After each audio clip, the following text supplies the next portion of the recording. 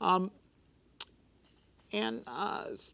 some comments about another agent that was presented this year. It's really been a true revolution in various pathways, but the Hsp90 inhibitors really clearly got prominent attention at ASCO, particularly ganetespib, which none of us has figured out how to pronounce properly, but the Hsp90 inhibitor.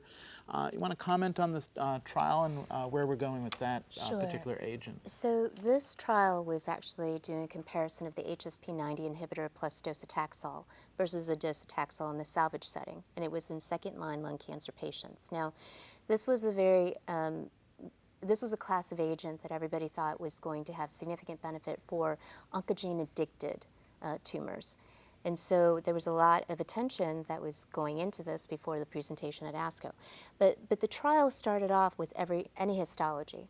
And they actually had to stop after 72 non-adenocarcinoma patients had been enrolled because they saw a high amount of hemoptysis, as well as no efficacy in the squamous cell population. So it became an adenocarcinoma trial. After that, it just was strictly adenos, I think after May of 2012. And so in the adenocarcinoma population, what was presented at ASCO, they basically said that the combination of the ganetespib, thank you, plus the docetaxel, I know, I'm missing a letter. The combination arm actually seemed to have a better efficacy compared to docetaxel. But my problem with the trial is that the combination arm had a higher median number of cycles. They had a median of 6 cycles of treatment compared to docetaxel alone, which had 4. There also was a bit of a patient imbalance where there were more women in the combination arm and more Eastern European patients enrolled to the docetaxel alone arm. There also were more patients that got salvage pemetrexed in the combination arm. So whether or not those factors subtly played into the survival results is a little unclear. So although this made a big splash and everybody was very excited that maybe this combination is something to move forward with, I would say we really do need to study this more before we say this is definitely beneficial. But they have started a phase 3 trial. They have done a phase 3 trial. Using 6 months from diagnosis of recurrent or metastatic disease as the entry point. So originally when this trial went forward, the thought was it would be highly beneficial in the oncogene-addicted population, EGFR mutants, KRAS mutants, CML4-ALK. What they found out is that the KRAS mutation, EGFR mutation didn't have a factor that was predictive.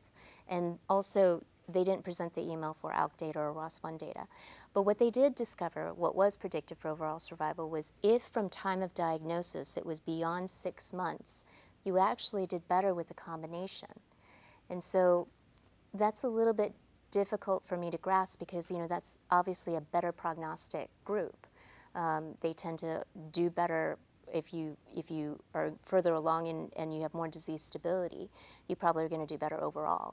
And so it was a little unusual because this was a pre-specified stratification factor, you know, your time from diagnosis, whether it was less than 6 months or greater than 6 months.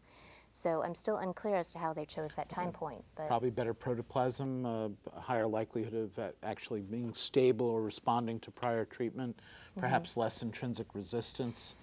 Yeah, it's hard to say, but it was definitely held up in their observation that if you are more than 6 months from your time of diagnosis, you have a better outcome with the combination. So it's an unusual eligibility criteria for any clinical trial in and a stratification factor, yeah.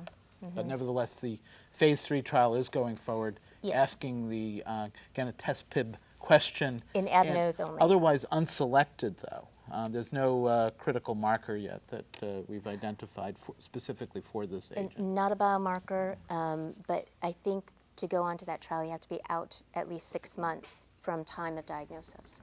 And you need to not be EGFR or ALK positive, I believe. I believe you're right. At least one area that we've seen the activity is in ALK-positive patients. So we know that these drugs are active in ALK-positive patients. This is a population where you probably want to keep it a little bit more uniform, and certainly there are other avenues to other agents to consider in the ALK-positive. And certainly you could look at this agent alone or perhaps combined with other agents in the ALK-positive population. Right, and I think that would be a different trial.